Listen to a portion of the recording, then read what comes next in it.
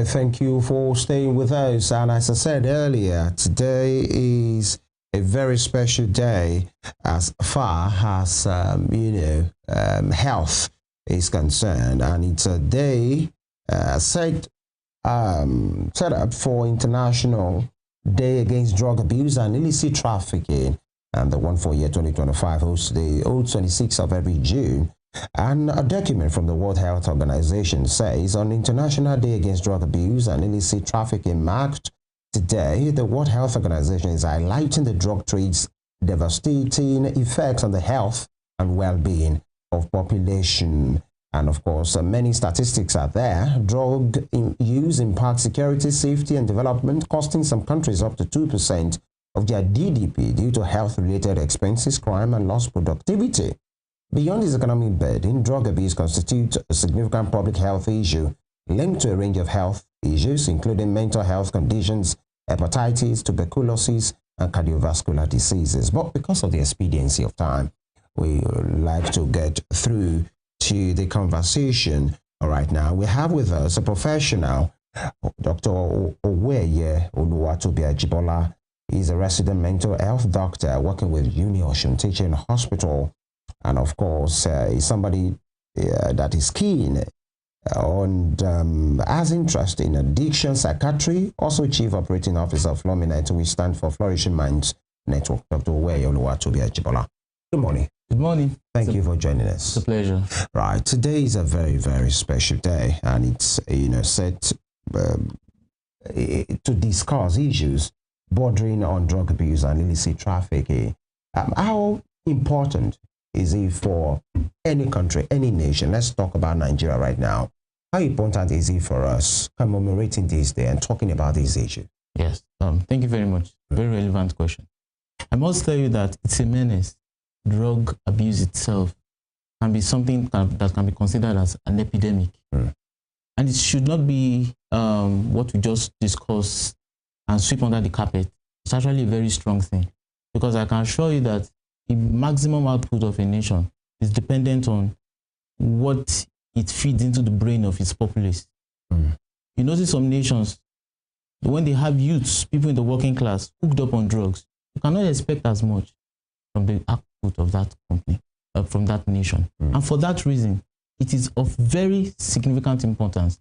I feel a day is not enough. Right. But because of the paucity of, it is quite important that we ought to celebrate, we ought to recognize that day in which the awareness can be known to everybody of the ills that comes with drug abuse and illicit trafficking. Right. And if that is looked at into by parastatals, government officials, faith-based organizations, I believe that this will help as much to forestall the ills that come with substance misuse. Yeah.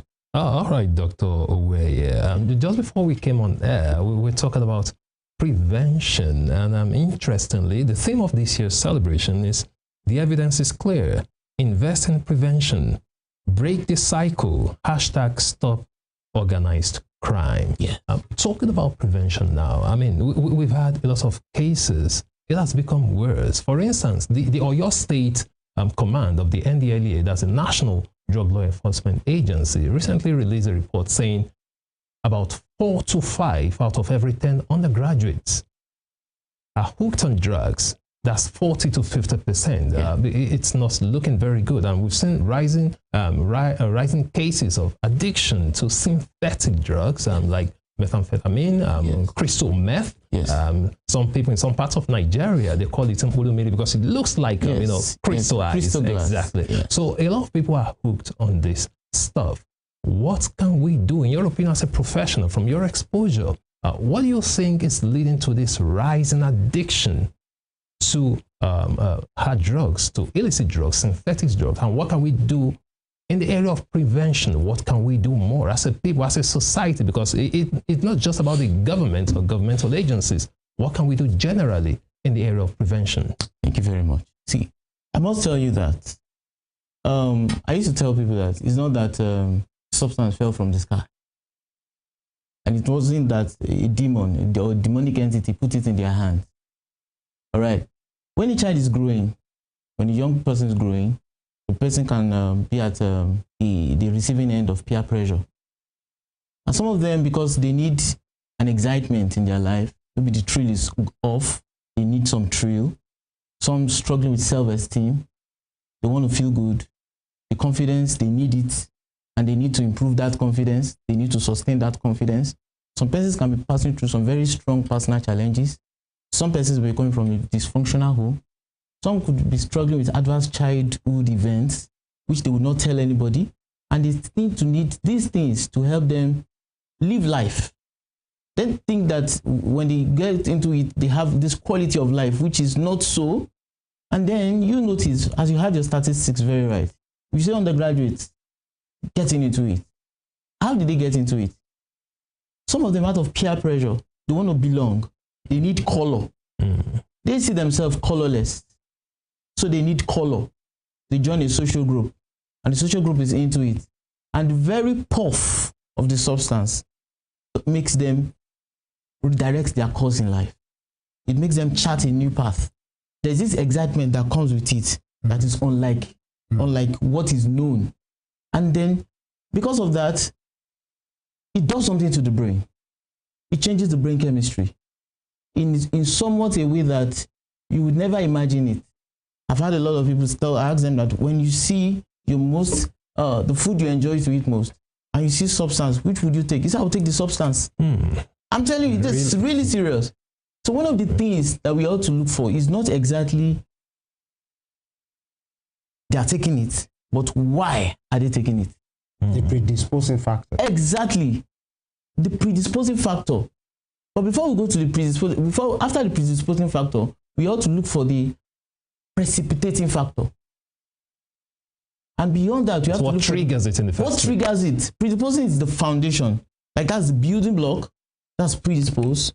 Okay, for a child from a dysfunctional home, probably sees the father who is hooked up on drugs and then begins to try it, or one who is from a home that is just unsettled, and then he finds his friends as family, and those friends lead him that wrong road, that rabbit hole.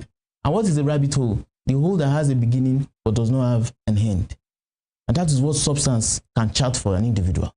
And then the person starts taking it. So the question is, why does he do it? Why does he do it? It is the why that as government, as individuals, faith-based organizations should look into. Why, and why. Yeah, he talked about the preventive measure, but I think before you answer that question, because you must very quickly, in the Nigerian context of this conversation now, because we are Nigerians and we are more concerned about that, there are statistics reeled out, from the media center of the WHO and all of those things, because we don't have this time. Yeah.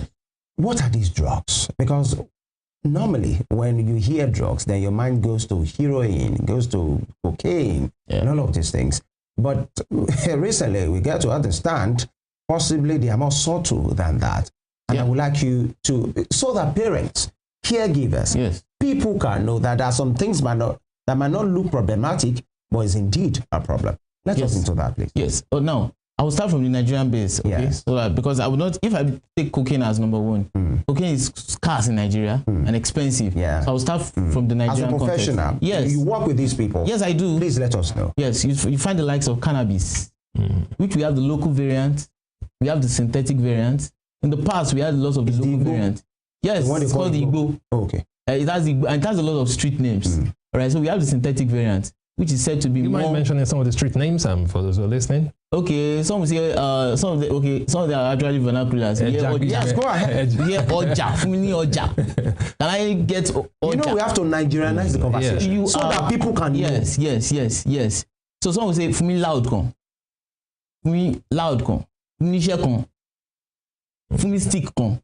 They use all of that, and then for the initiated, they quickly understand what it is. In fact, there was a time I asked myself, where do they sell it? Please, where do they sell it? I couldn't find anybody. But somebody asked who was into it and said, please, I want to get. And he just found people that came to supply. Like, where do you get your suppliers from? If you ask the right the examples are cannabis, which you have the local type, loud type. They call it loud.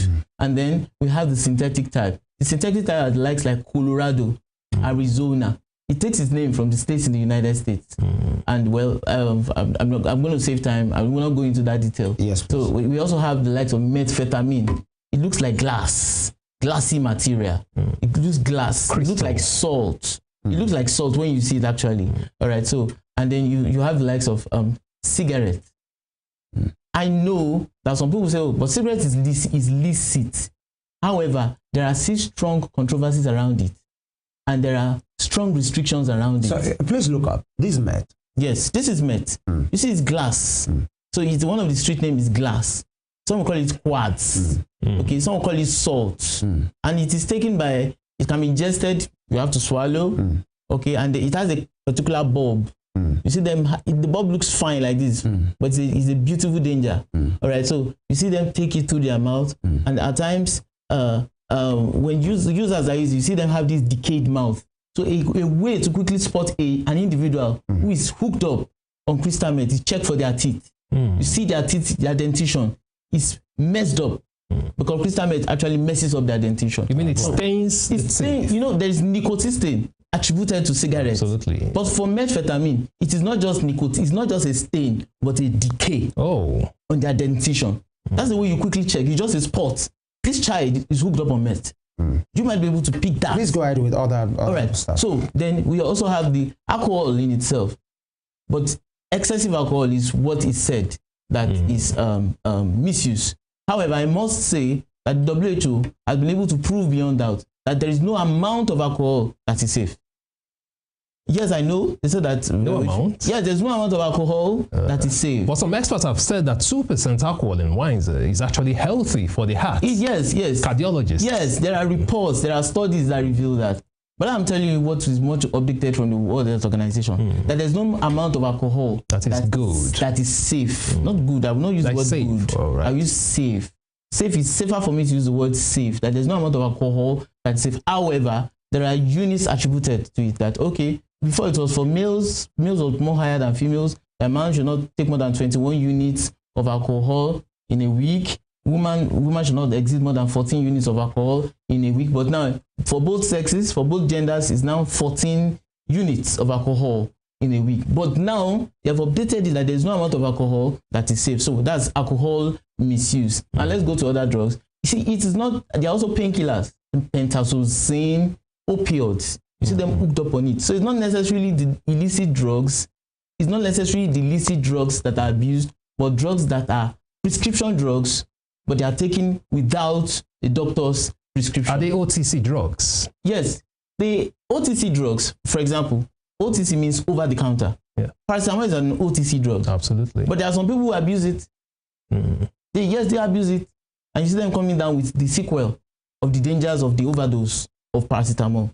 All right. So it's that means that the concept of the misuse of drug is not just talking about illicit. It covers drugs that you use outside of a standard medical prescription. Okay. And then so we also have the likes of okay, I mentioned methamphetamine. We also have the likes of cocaine. Okay. Cocaine, heroin, although it's not so much available in this part of the world, but it's available in other How about countries. opioids? We have opioids. Yes, I mentioned it. Opioids. We have them like here in Nigeria. Have you been seeing cases? Yes, we have them here. We have them here. However, it should not be dispensed without the doctor's prescription. However, you know our system. Some people still get their hands on it, and then they see, they get hooked up. All right, doctor. Talking about doctor's prescription, in this part of the world, it's quite easy to get absolutely almost any drug from the market. Almost every drug, even the prescription drugs, are still sold as OTC in Nigeria. Yes, that's one challenge we have. It is a challenge. Let's look at it from this angle, doctor. From the mental aspect now, from the psychological aspect. You're a doctor. When you treat people, you're quite familiar with the use of placebos. We talked about the predisposing factors and the precipitating factors. Yes. Why are these people taking this drug? Because when you're treating people, you realize that sometimes when you give them placebos, it's not the real thing. But when they are made to believe it's the real thing, I've read a study of some people who were given a placebo. It was just water, and they thought it was vodka. Yes. And after taking it, they started misbehaving, thinking they are high, thinking they were high. Yes. It also happens with other drugs. So is it just a mental thing? Is it a social thing? Because how can someone take a placebo and still misbehave and still be satisfied. So is it not just, can we say it's just psychological? Is it just a social thing, just to believe that, oh, this is what you are taking? Okay. That's why we are acting this way. This establishes the fact that man is not just what you see. We have the unseen part of man, his soul, his mind. A man may have a mental illness and is well seated, wearing a tie, nice suit, but he has some mental disturbance. So it means that there is a psychological component to wellness, and there's also a psychological component to illness. So if a man is given a placebo and he's not aware it's a placebo, when he's given, it's possible the psychological part of him will kick in. The psychological part of him will kick in. The mind part of him will kick in.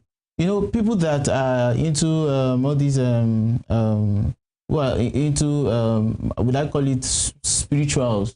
They can relate with the fact that there's something called autosuggestion. Do that hypnotism and stuff like that. There's something called autosuggestion. Like you plant an idea in a man's heart, and he lives by that idea. He believes that idea so well that it becomes real. What is apparent looks real. What is really apparent, he takes it very seriously.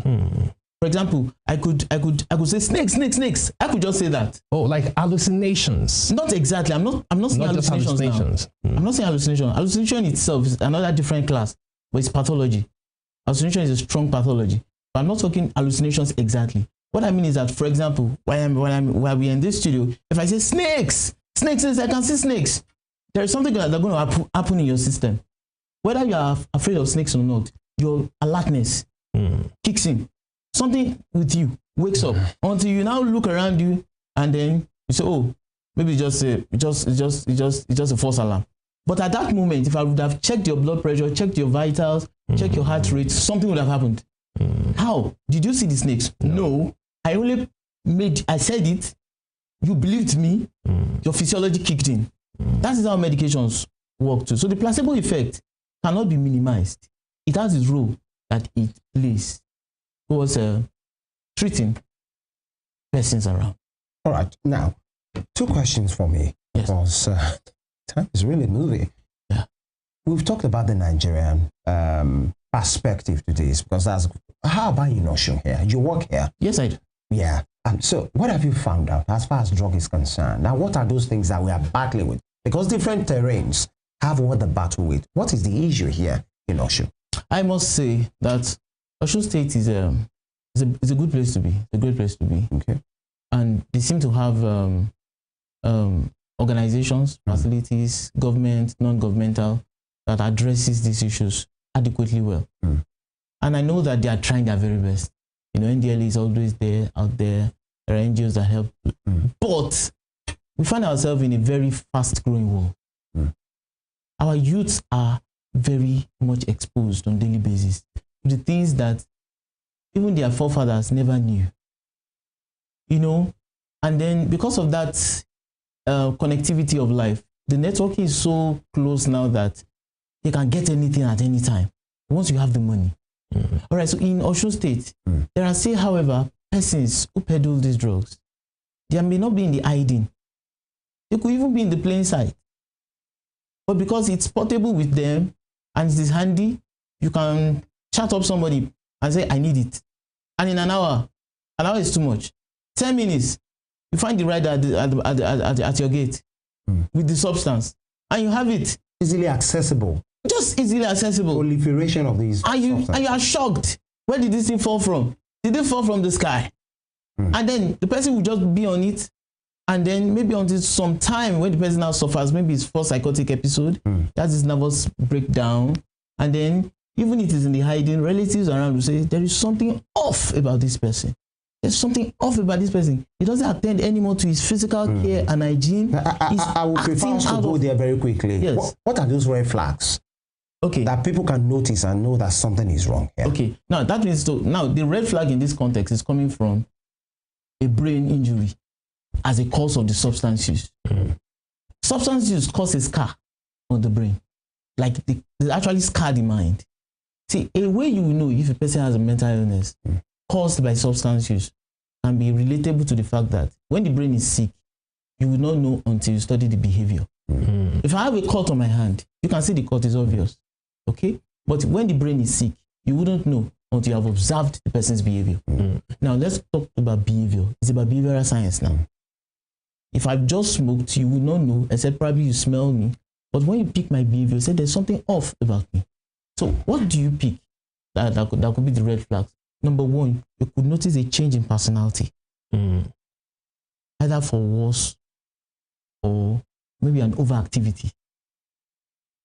An overactivity is something about the person's behavior. The person is probably someone who is kind, relatable, cordial, interactive. But at some point, this person becomes unduly irritable, aggressive.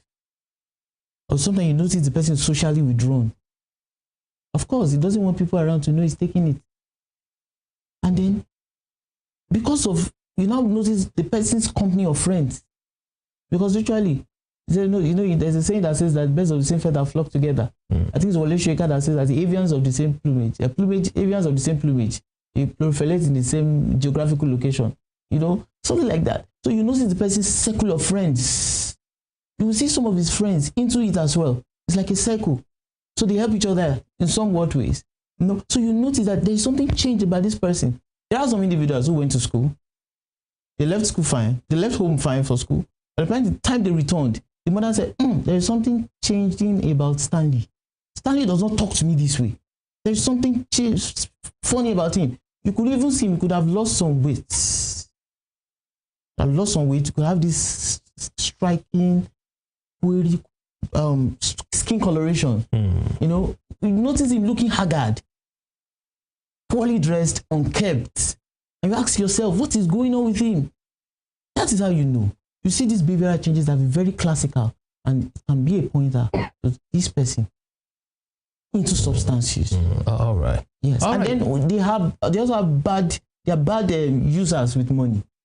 They are spendthrifts because they need money to get that thing. It's a vicious cycle. I need this thing. I need my fix. You can't ruin my fix. And at every cost, they want to get money, even if it will require them to commit crime. All right, Dr. Owoeye. There are different factors, predisposing factors, and why people go into drug abuse.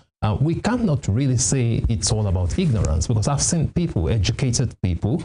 I've actually seen a lecturer, not just any lecturer, a biochemistry lecturer, who was hooked on substance. And he says it helps him assimilate, that he assimilates better when he takes those stuff. So how do you explain that when we have people who are enlightened who still take it? What is the major cause of that, and how can we stop that? That's number one. Number two, I also like you to attend to is the case of stigmatization when it comes to mental health, cases in Nigeria. So how should we deal with stigmatization? A lot of people don't want to own up. They don't want to come out because, what will people say? What will their friends say? What will their family say? So how exactly can we deal with that as well? Yes, strong question. Yes, some of them will rationalize their need, their use of the substance. I say it makes me smart. But that is not, that is a counter, that's a backwardness. Why? Why is it so? Because the smartness you have now will be taken away from you soon. What it does basically is that if anybody says publicly, beats his chest confidently that his use of substance makes him smart, what he has just done is he's just firing his neurons. Neurons are actually the brain cells. He's just firing them. He's flogging a dead horse. He's muzzling the horse before it's time. And I have news for them. After a while, the brain cells will reach their very potential and lose everything that makes them worthy. Anything that makes them functional, they're going to lose it. The persons who are on that path, they eventually end up redundant. Their memory leaves them. Their functionality evades them. At the end of the day, they become a shadow of their former self. So if anybody says that it makes them read, no, it's not what makes you read. What you have just done is that your neurons, you have fired them abnormally, and you're going to pay that brunt eventually in the shortest time. Now, and for someone who is such educated, it means that persons who are educated ought to realize what I just said, that they should be able to realize that, and they should be able to share this message among themselves in the circle of elites, that this is not helpful to us, and this is a bad model for the upcoming generation. All right. How about the stigmatization? Yes, concerning the stigma, there are ways around it. Stigma does not help. No matter how loud it is, no matter how seductive it sounds like, stigma does not help. But the idea is this, that there are some persons, when they are passing through a life challenge, and people say very critical comments about them, people stigmatize them, they find their solace into drugs, and then they abuse it and all of that. So when it comes to stigma, if there is an individual who is hooked up on drugs, stigma will not solve it. But love and care, opening the path of recovery, seeing a psychiatrist. See, you understand what I'm trying to say? Adequate family support will play a key role. This is not the time to push the person to the street and say things that are unprintable. This is time for the family to come around this person, make this person realize his own, because every addict, they are actually in a cycle. They are looking for a breaking point. Apart from the fact that they are holding that substance in their hand, the substance is holding them too. It's a stronghold. The only thing is that even when they want to release their hands off it, the substance itself is not ready to release them. So the society has a role to play. The society has a role to play. The family, which is the immediate society, has a role to play. And then they bring them to the hospital without making it look like murder, without making it look like something so terrible. With love, they can be made to see the danger. And proper treatment requires that they undergo rehabilitation. All right. Because of time, that's a good one. Society, family, everybody have it. I'm telling you, it should be a no to stigmatization. No to stigma. Stigma has no benefit in itself. Now, I'll take your part in short here. The WHO has identified, the issues of drug to be related to economic burden. The consequences rather, lost productivity, crime, expenses, health-related expenses, health issues, tuberculosis, hepatitis, and all of those things. Yes. I want to believe you agree as well. Yes, I agree very well. Final shot, let's talk about hope.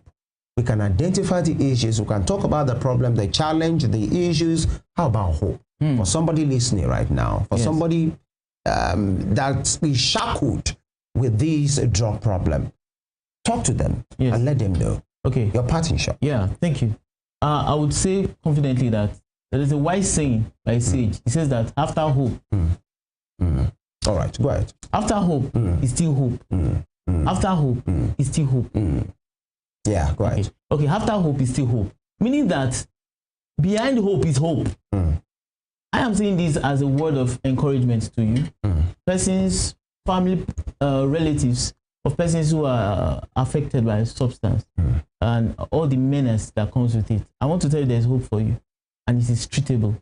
That cycle, we know that you do not intend to continue in it, but you can be helped. It's a bittersweet journey, but I believe that at the end of the day, it's going to be fruitful.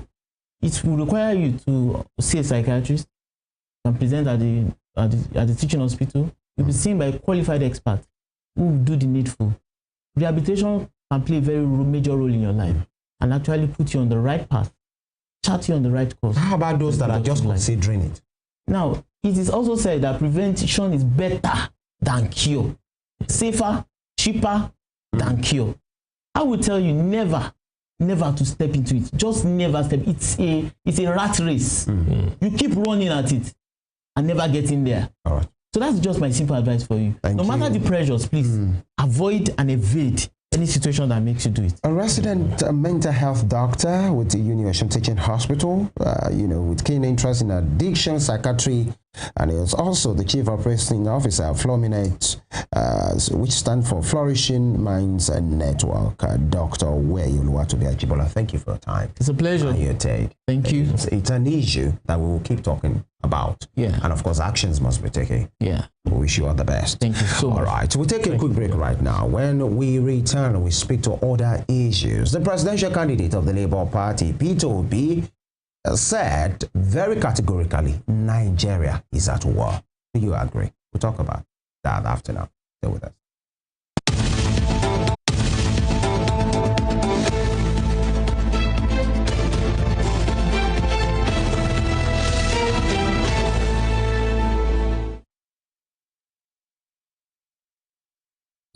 Thank you for staying with us. And this leg of the conversation, we like to speak with the elephant in the room. That's the biggest in Nigeria right now, the issue of insecurity. One we think is the economy, but then it is in a peaceful atmosphere, secured land, community, society, state, and country that we can talk about economy, and in which the economy can thrive with what we have been seeing. It's worth talking about every day to see relatable and obvious improvement in the architecture, in security architecture in our land. Talking about Nigeria, and some persons have been talking about these ordinary Nigerians. When I mean ordinary, I mean regular Nigerians, and the media, like we are doing right now, politically exposed persons, even generals, ex-generals.